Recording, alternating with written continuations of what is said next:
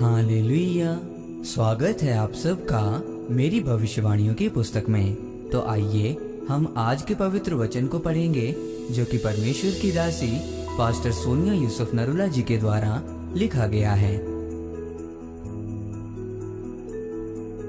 धन्यवाद का बलिदान।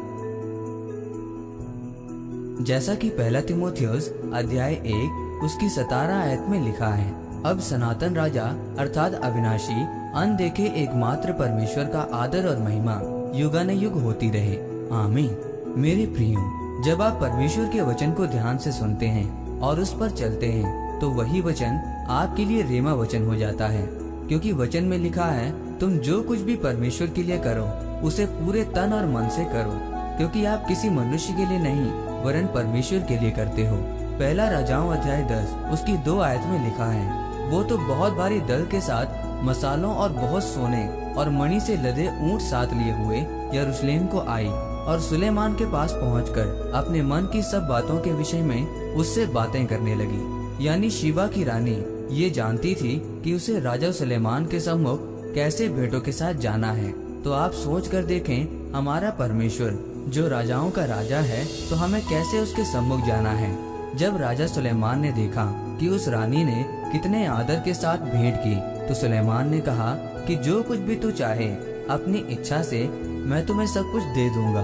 मेरे प्रियो, हमारा परमेश्वर सुलेमान से बड़ा है। वो राजाओं का राजा है कि जब भी आप परमेश्वर के पास जाएं तो भरे हाथ के साथ जाएं।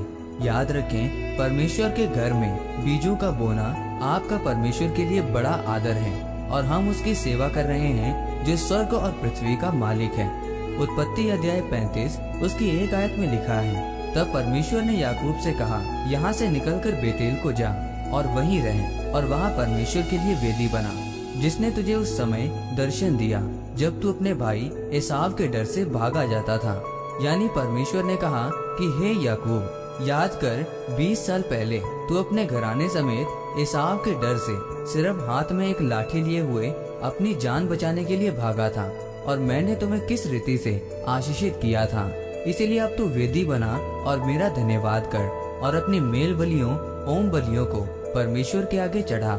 इसीलिए मेरे प्रियो, आज अगर परमेश्वर ने आपको चुना है अपना कीमती लहू देकर, तो इसका मतलब परमेश्वर ने आपको मुफ्त में मोल नहीं लिया और उसने अपना कीमती लहू कुर्बान किया है। और आज आपका समय है कि आप परमेश्वर के लिए मूल्य अदा करें। आमीन। आइए इस अंगीकार को आप मेरे साथ एक मन होकर करें। सर्वशक्तिमान परमेश्वर, इस वचन के लिए मैं आपका धन्यवाद करता हूँ और अंगीकार करता हूँ कि मैं आपके घर में खाली हाथ नहीं आऊँगा, बल्कि धन्यवाद सहित भेंटों को लेकर आऊँगा। आमीन। परमेश्वर आप सबको इस वचन के ऊपर मनन करने के द्वारा आशीषित करे। आमीन।